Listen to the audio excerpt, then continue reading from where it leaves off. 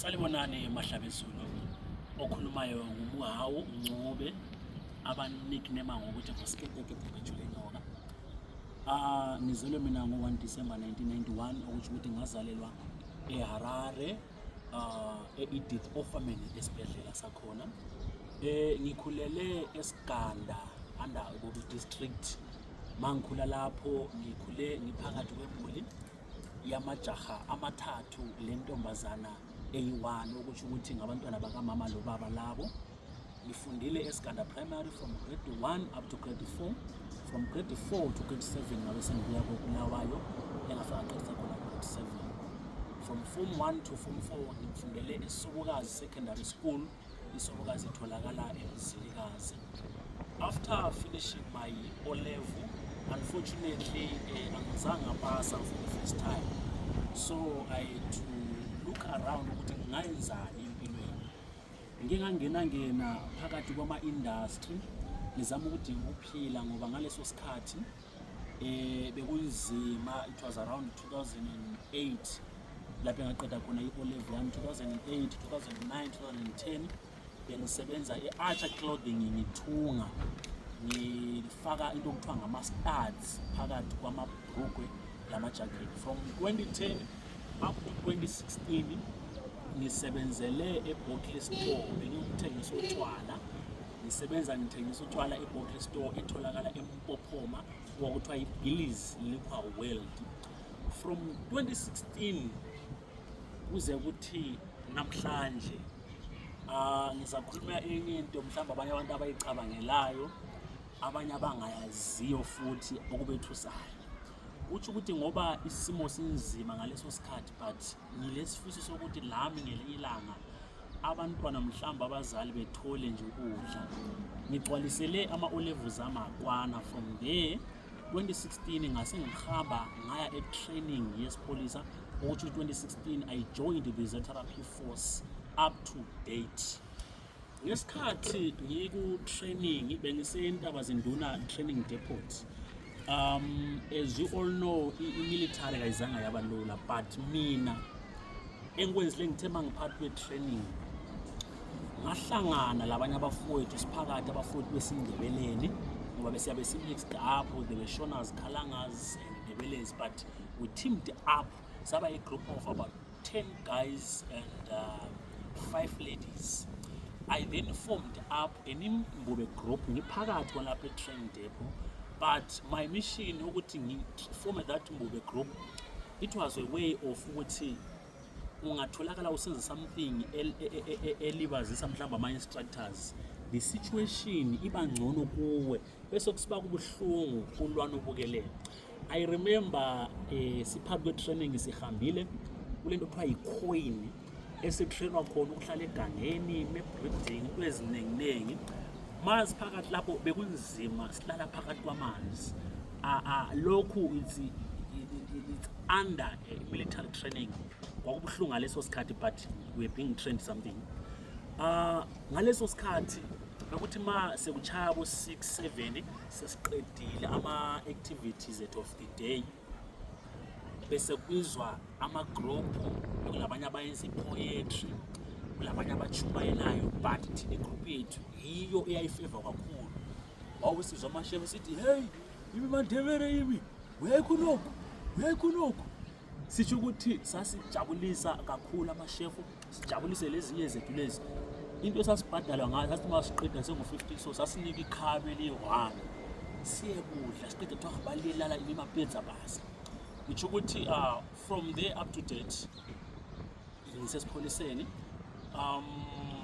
After my training, ngenxa yokuthi lento yomculo ibikhona but mina ngingazinanzeleli, ngoba ngithi mangihlabela phakathi kwe-parade bese ngazakala ukuthi kulondoda onje.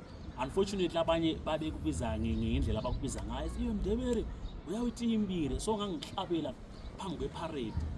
Okwafosa ukuthi la nxa sesipass out yami 2017, the Commissioner General of Police ngilo muntu umfowethu okuthiwa nguPrince Chuma nge-nominated ku-stream sonke naso-2 yithi esakhethwayo kwathiwa kasisale sijoyina ize-therapy band.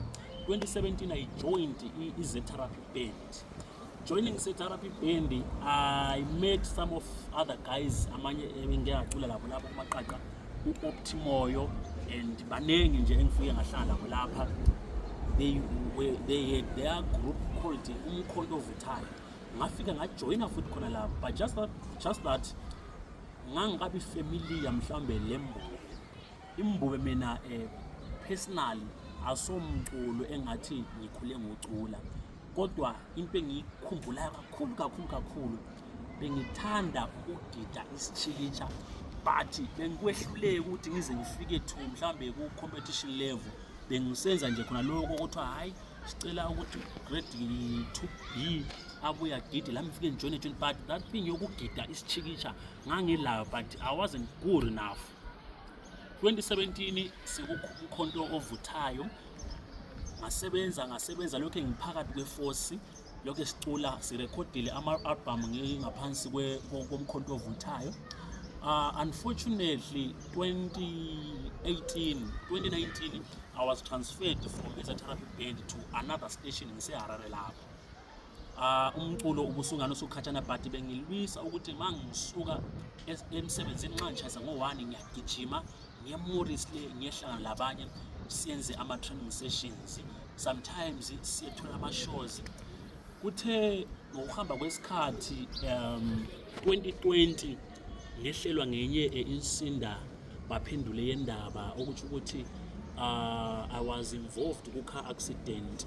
That was 2020 July mhla ka4. I was coming from kwaBulawayo sengiyela eHarare, sasibuye ukuzobeka ukhulu kaMedium.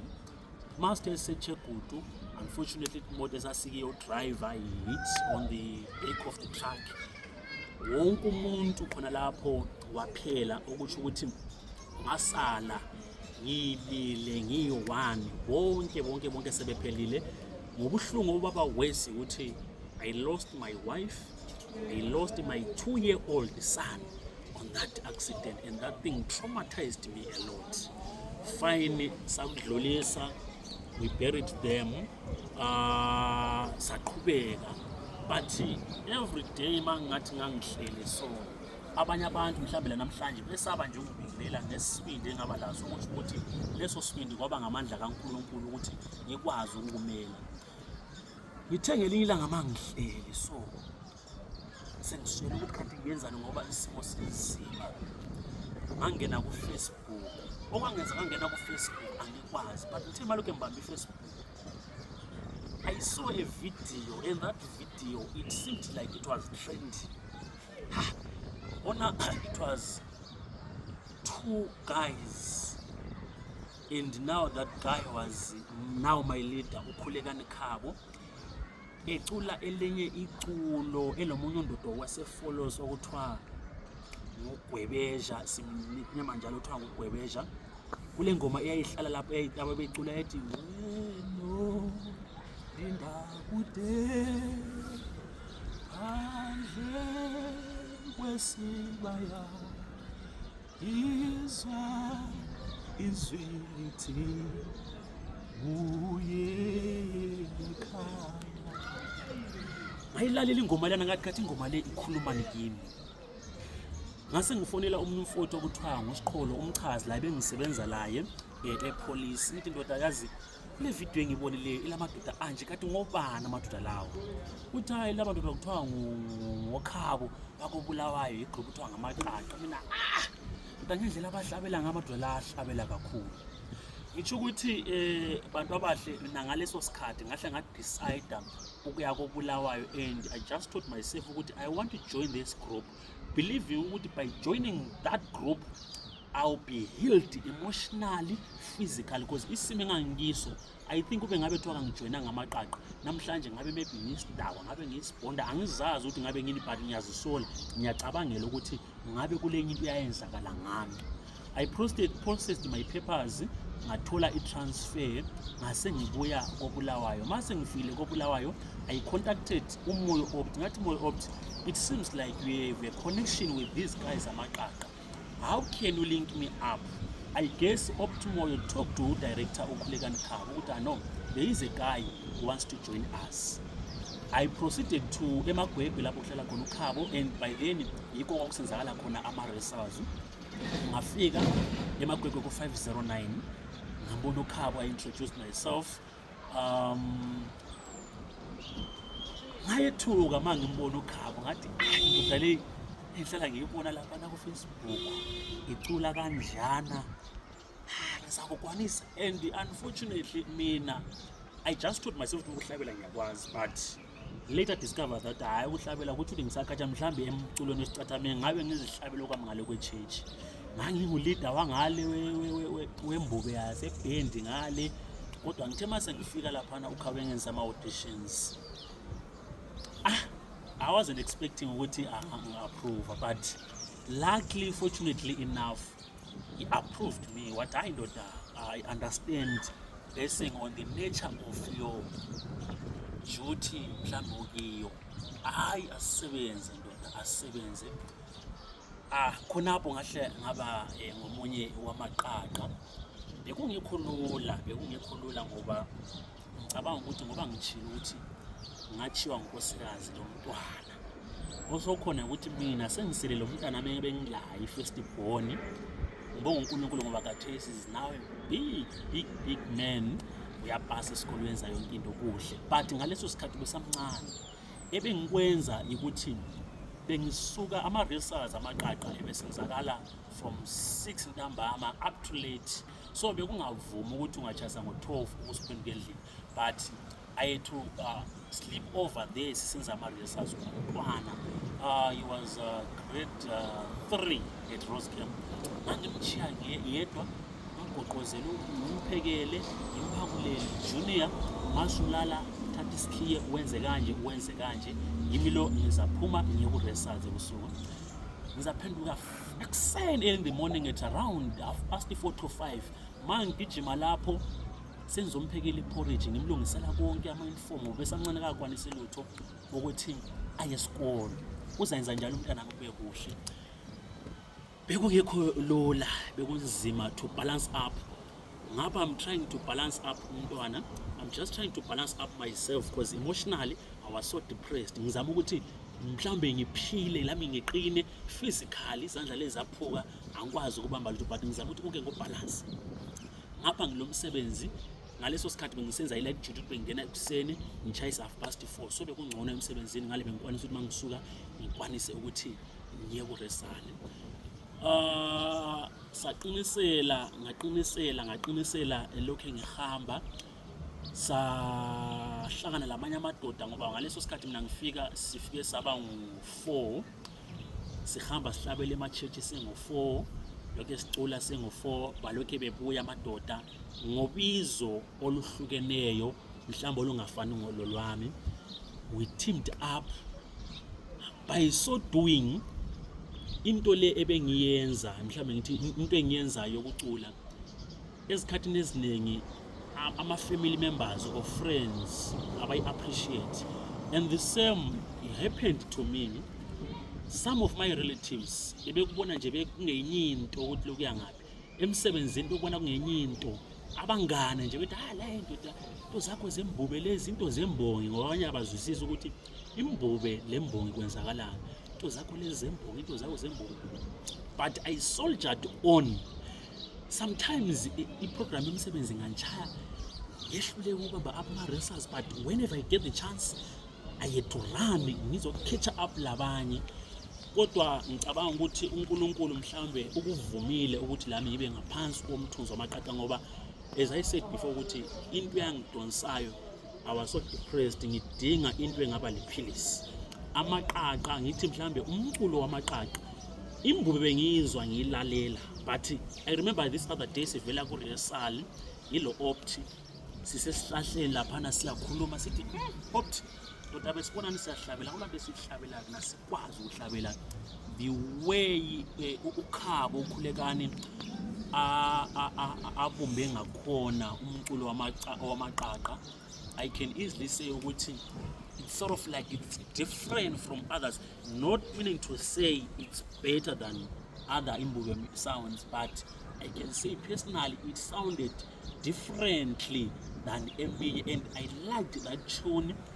Yangiphilisa, yahlala yangena kimi, and kancane ngiphusha lami esayidini lami, ngizama ukumakhetha ibrand yethu yamaqaqa. Ngingahamba esontweni eZioni ngale mhlawumbe sizaba le function thizeni, ngangingabe lelihloni, but into engayinazela ukuthi abantu babekugxeka bekwenza enye into nje ukuthi lo la kuyini khona lokho, but ngaqinisela waze kwafika isikhathi sokuthi ngikwanisile ukuhamba namaqaqa wherever esiyakhona, Botswana, South Africa, Harare, Victoria Falls. Akuzange kwaba le show engiyikhuthileyo, and thanks to my bosses ebengaphansi kwabo ngisase Western Commonwealth, nginanzelela ukuthi bangibona ukuthi indoda lo into le ikhona, and singamvala ukuthi angaqhubeke ngayo kule nto engenzakala. But for sure ngangisiba emotionally ngaswela that chance ukuthi ngiyehlabela. Ngiyabonga ngoba bangivumele ngakwanisa ukuthi ngihambe every show up to date. Namhlanje ngimile, I'm a member of amaqaqa singing i-bass, and on the other side futhi ngikumaqaqa, I'm the spokesperson wamaqaqa, ukuthi ngingumkhulumeli weqembu lamaqaqa. Mahlabe Zulu, hlalani liphile, uNkulunkulu aligcine alilondoloze, sifisa ukuthi liqhubeke liusekela umsebenzi wamaqaqa kuze kwenaphakade. Ngiyabonga.